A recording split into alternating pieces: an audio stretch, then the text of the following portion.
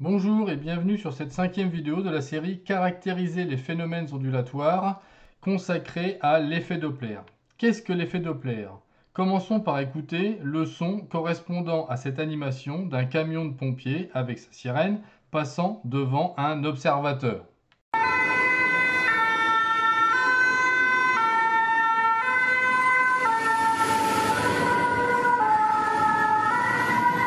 On entend bien que lorsque la source du son est en mouvement par rapport au récepteur, la fréquence reçue par ce récepteur est différente de la fréquence émise par la source. Plus précisément, le son est plus aigu, c'est-à-dire que la fréquence est plus élevée lorsque la source se rapproche et inversement, elle est plus grave lorsqu'elle s'éloigne. Alors attention, on peut avoir l'impression que la fréquence change lors de l'approche ou lorsque ça s'éloigne, mais ça c'est dû à la variation du niveau sonore. En fait, lorsqu'on fait les mesures, on se rend compte que quelle que soit la distance, à partir du moment où ça s'approche, avec une même vitesse évidemment, la fréquence modifiée sera toujours la même. Alors c'est en 1842 que Christian Doppler va montrer que la fréquence reçue en provenant d'une source en mouvement par rapport à un récepteur est différente de la fréquence émise.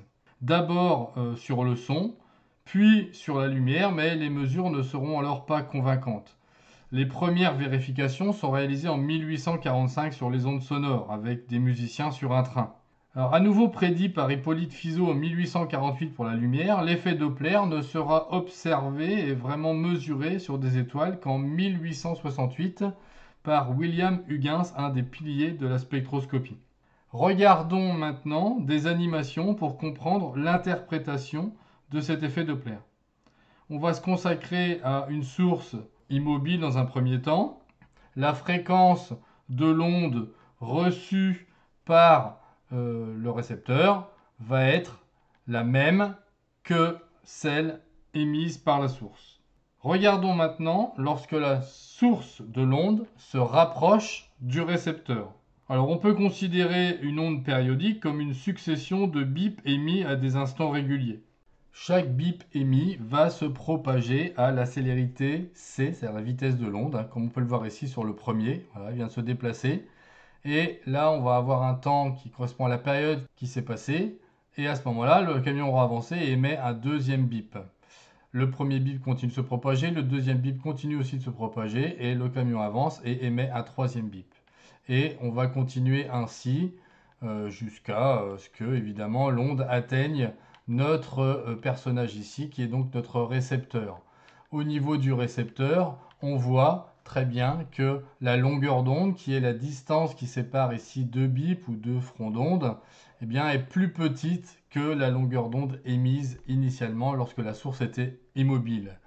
On a donc une longueur d'onde plus petite, et ce qui inclut que la fréquence, qui est C sur lambda, elle est plus grande que la fréquence émise par la source quand elle est immobile. Ça correspond bien à ce qu'on vous a dit au début. Si maintenant on s'occupe du cas où la source s'éloigne du récepteur, donc on se place à l'arrière du camion avance toujours vers la droite, on se rend compte que la longueur d'onde, cette fois-ci, est plus grande que la longueur d'onde émise, et donc que la fréquence est plus petite, le son est donc plus grave. Regardons maintenant comment établir l'expression de la fréquence reçue pour un observateur fixe et un émetteur mobile. On étudiera le cas où le véhicule s'approche à la vitesse v, qui va être inférieure à la célérité du son, de l'observateur ou du récepteur.